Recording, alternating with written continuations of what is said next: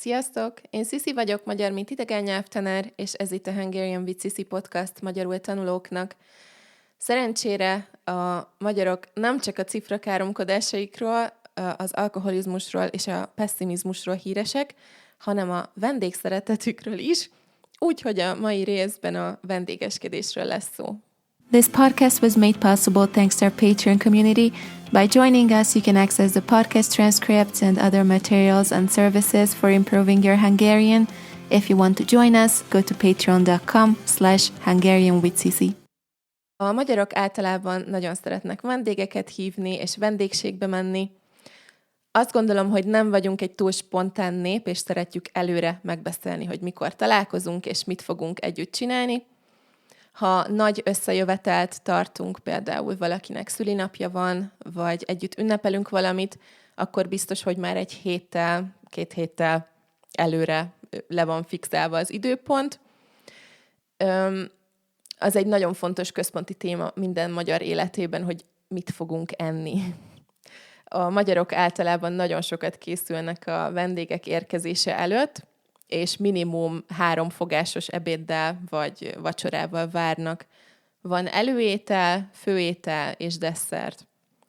Ha vendégek jönnek, akkor elővesszük a legszebb porcelán edényeket a vitrínből, amihez egész évben nem lehet hozzányúlni. Szépen megterítjük az asztalt, itallal és valami rákcsálnivalóval, például sósmagyaróval és sajtos pogácsával várjuk a vendégeket. Biztos sok más országban vagy családban is van hasonló szokás, de őszintén szólva én ilyet még sehol nem tapasztaltam, csak Magyarországon, amikor vendégségben voltam. Akkor is, ha jó barátok vagytok, és valakinél van házi buli, a házigazda mindig fog figyelni, hogy van-e elég bor a poharadban, vagy kérsz-e még. Szóval ez nem egy formális dolog. Ha csak a szüleimhez mentem át ebédre, akkor is mindig az volt apukám első kérdése, hogy mit iszol, mit tölthetek, csillagvirágom. Szóval, ha jön hozzánk valaki, akkor biztos, hogy adunk neki valamit enni és inni, akkor is, ha nem kér semmit. De igazából szerintem ezt minden magyar tudja, hogy ez nem opció. Fogsz kapni valamit enni és inni, akkor is, ha nem vagy éhes, ha nem vagy szomjas, és nem kérsz semmit. Nem csak a házigazda készül, hanem egy kicsit a vendégek is. Ha a vendégségbe megyünk, akkor illik vinni süteményt, valami nassolnivalót, vagy egy üveg bort. Ha megkérdezed a házigazdát, hogy mit vigyek, akkor biztos, hogy azt fogja mondani, hogy csak magadat, vagy semmit, de akkor is illik vinni valamit. Nem kell sok mindent. Tényleg egy ital, vagy egy kis nasi elég, mert ha túl sok mindent viszel, azt fogják gondolni, hogy azt gondolod, hogy nem elég, amivel várnak. Nem azt mondom, hogy külföldön nem voltak velem kedvesek, vagy nem fogadtak szívesen, de ilyen szintű vendéglátást én nem tapasztaltam más országokban. Egyébként ez egy kicsit veszélyes is, mert persze nagyon kedvesek a magyarok, és nagyon szeretnének mindenkit megetetni, de nekem az a tapasztalatom, hogy ha vendégségben vannak, akkor abszolút megjegyzik, ha valami nem volt tökéletes. Nem gonoszan, nem rossz indulatból, csak észreveszik, ha nem olyan vendéglátást kaptak, amilyet adnának.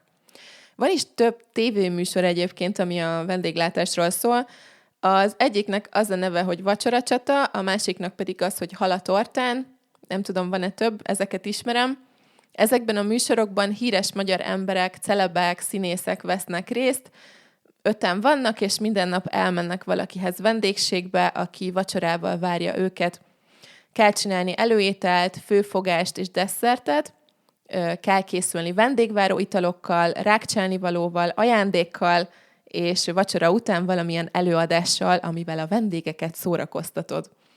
A vacsora után a vendégek pontoznak, pontot adnak a házigazdának 1-től 10-ig, attól függően, hogy mennyire érezték jól magukat, és mennyire volt finom az étel, és persze a végén az nyer, aki a legtöbb pontot kapta. Természetesen ebben a műsorban nagyon sokan extrán kritikusak. Emlékszem, hogy volt egy rész, amiben az egyik színésznő azt mondta a vacsora után, hogy minden nagyon finom volt, jól érezte magát, minden tökéletes volt, de nem volt elég tiszta a pohara, amit kapott, ezért csak 8 pontot ad.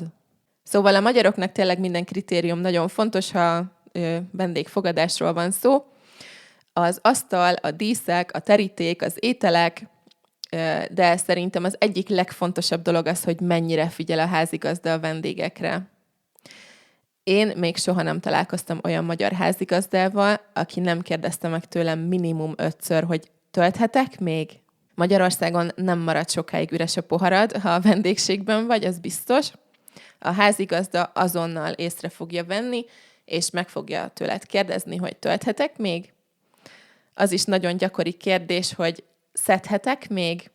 Ha üres a tányérod, már mindent megettél, és tele vagy, akkor is biztos meg fogja kérdezni valaki, hogy szedhetek még?